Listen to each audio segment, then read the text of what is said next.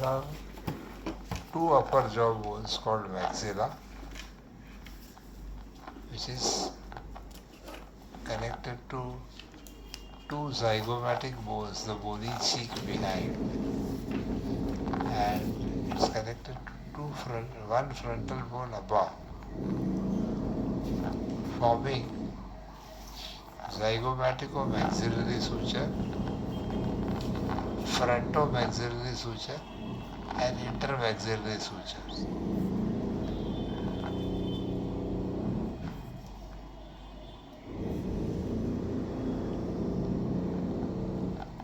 These sutures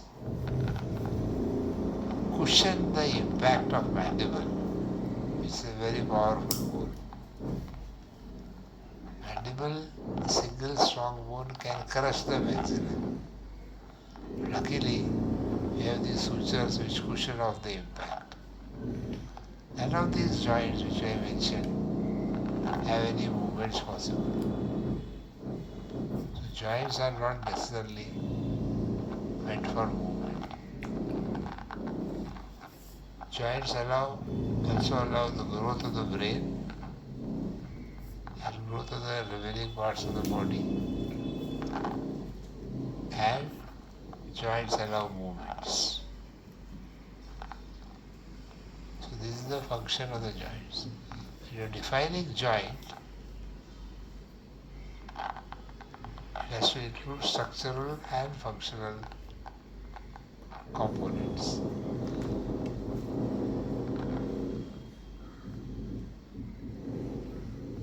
Can I say joint is a discontinuity of skeleton? Yes, sir. If you say joint is a discontinuity of skeleton, then even fractures are joints. But they are not. So you should say joint is a natural discontinuity of skeleton. To allow movements, to allow growth, and to cushion powerful forces.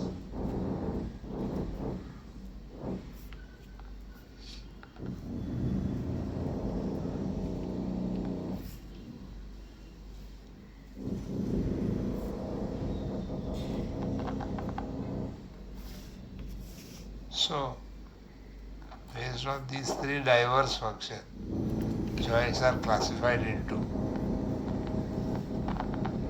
If the connecting unit is a fibrous tissue, it's called fibrous joint.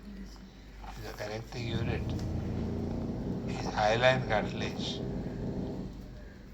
it is called primary cartilaginous joint.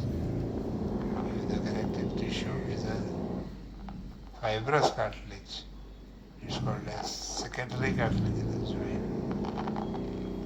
What was the first one? First one is connecting tissue is a fibrous tissue. It is called a fibrous joint.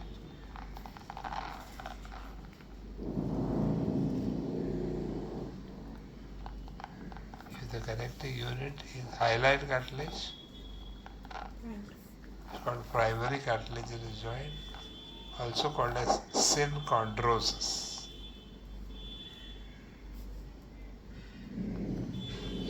If the connective tissue is a fibrocartilage, it's called secondary cartilaginous joint,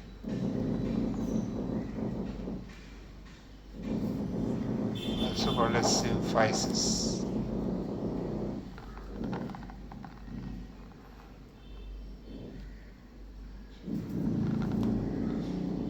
If the connecting units are separated from each other,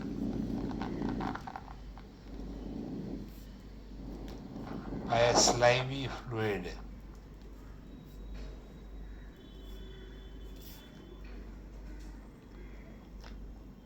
the slimy fluid has a similar consistency as the egg white.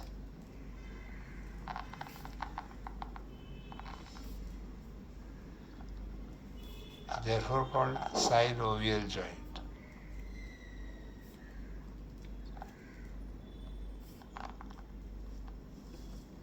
why sin means together. Ova means egg. So there is an egg white like thing separating the two bones. It can be separating the two bones, it can be separating two cartilages also. Or it can be separating a cartilage from a bone. Because we said natural discontinuity is skeleton. Skeleton includes more than cartilage. Yes. So now let's talk about sutures.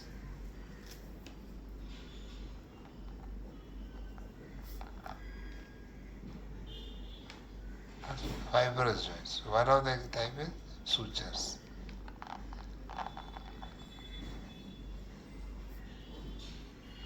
The joint between skull vault, bones of skull vault, and the joints of facial skeleton are connected to each other by sutures. So then we have got frontoparietal suture, interparietal suture, occipitoparietal suture, temporoparietal suture. So a lot of sutures. Depending on the interface between the two bones which form a suture. If the interface is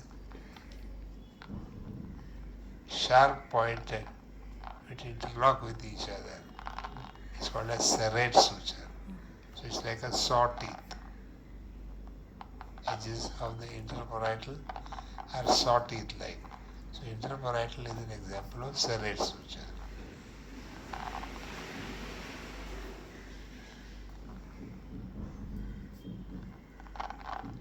If the interface interlocking the two is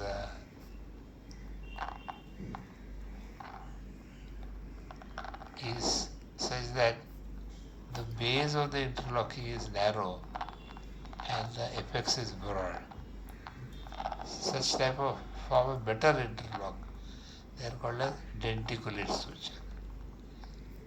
The interface will have base narrow but broader top. Serrate was the reverse. Sawtooth like means base broader, apex pointed. Here is base is narrower, apex is broader, denticulate suture.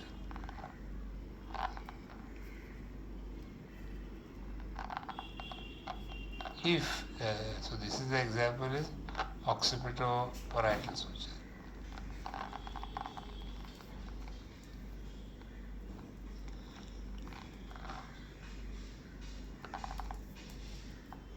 If the interface bones are plane, it will be called as plane suture.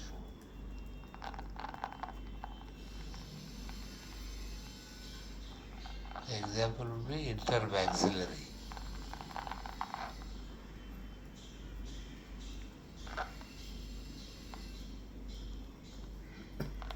If the interface is wedge shaped,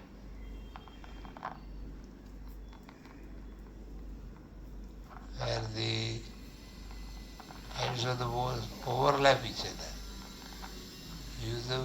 prefer to use the word bevel shaped, where the bones overlap each other, it's called squamous suture.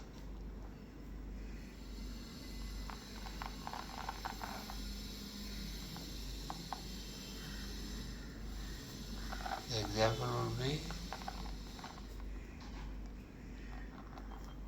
temporoparietal suture.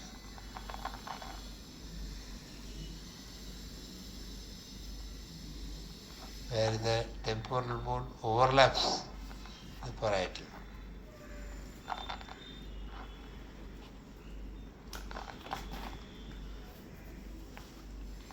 If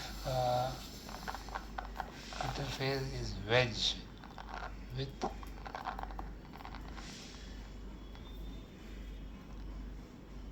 a pointed end entering into the wedge,